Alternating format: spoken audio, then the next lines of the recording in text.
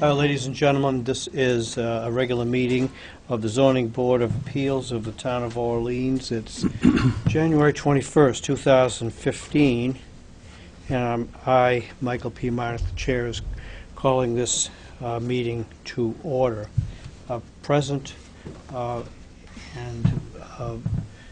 ready to consider those cases in hearing are Beth McCartney and Rolf Soderstrom, regular members, Peter Jablin, associate member.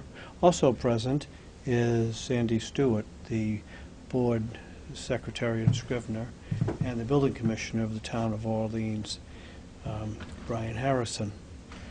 There are 3 items on the agenda. Actually, there are 4. And I'll call the approval of the minutes of the December 15th, 2014 meeting for approval. The minutes have been circulated to the members, and is there any discussion on those minutes? No. Very well, then I'll entertain a motion to approve the minutes of the meeting. Second. And all those in favor? And opposed? The motion carries unanimously.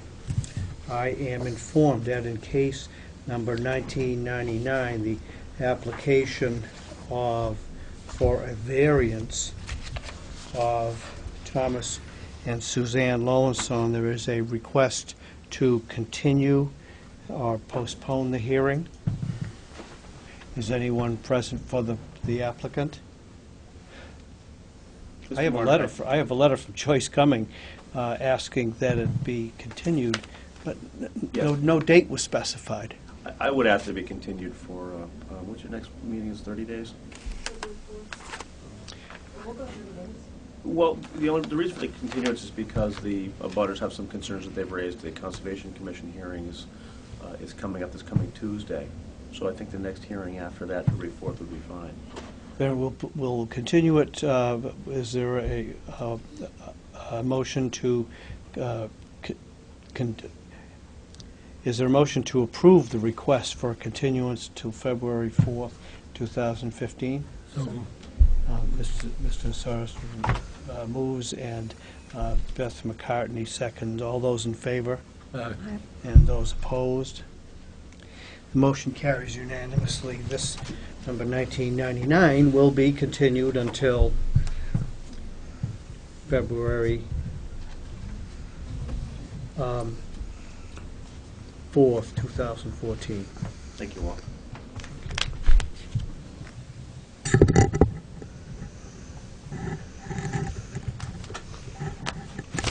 Did I say 2014? 15. I meant to say 2015.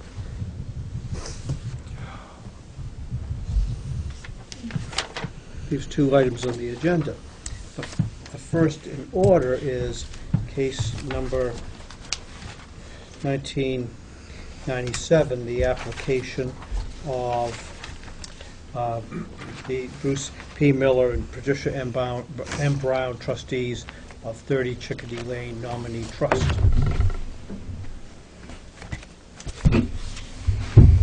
Has any member of the board been in communication with the applicant or anyone acting for the applicant, or is aware of any other circumstances which would result in a conflict of interest that ought to be disclosed to the other members of the board and those present? No positive or response, so I declare that the members of the zoning board are indifferent and therefore qualified to consider the application for a variance. Thank you, Mr. Mardick. As is my usual request when you don't have your full 5 members to hear the matter, and I always have to ask this question, I'm sorry, because I never remember the answer, but I think you have the Mullen rule in Orleans, meaning that a non-sitting member can review the minutes and review the tape and sit. So I would ask that the board consider my presentation and consider the application, and that the chairman poll the board as to their as to their vote on the matter, and if I don't have enough affirmative votes, that it be continued to your next meeting to allow a fifth member to sit and participate in the hearing, if that's Very okay well. with the chairman and As a members. matter of order, that's how we'll treat it. Okay. Well, thank you all.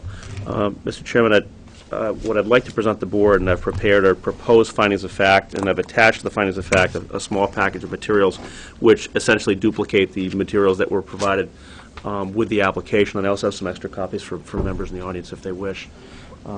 I've also emailed my proposed findings of fact to Sandy so that, if in fact the board's inclined to adopt any or all the findings of fact, she'll be able to work with them in a word Thank format you. to craft a decision. Thank you. So, and these packages are numbered by page numbers. I'll refer to the page numbers that I have. If anybody would like copies? Anybody? Thank you. Anybody else like copies? Thank you. Sure. Thank you.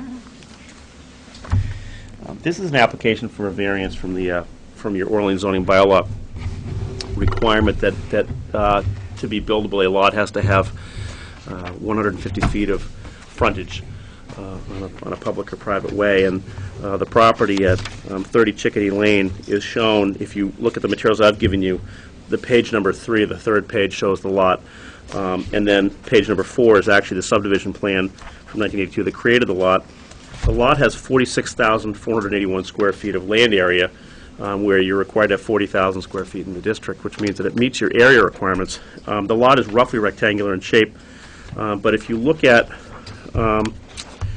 the page 5 of the materials, and they're numbered in the lower right-hand corner, that's where I've blown up the subdivision plan. You'll note that the lot has 134.10 feet of frontage on Chickadee Lane, although the lot itself is 150 feet in width. Because of the turn of Chickadee Lane, you lose a small amount of the frontage on Chickadee Lane. And then the westerly abutter at 26 Chickadee Lane, which is, the lot is shown on numbered page 6. When you go to page 6, I've highlighted the lot at 26 Chickadee Lane. And you'll note that the lot at 26 Chickadee Lane has an unusual sort of almost a tail where it extends down along Chickadee Lane and passes between Chickadee Lane and the locus at 30 Chickadee Lane. This is because when you look at these plans, the lot at 26 Chickadee Lane is part of a registered land subdivision, which terminates at its southerly boundary into an unregistered or recorded land subdivision of which locus is part of. So they came out of two separate chains of title. So when you look at the plan for locus, you'll note that there's this unusual extension of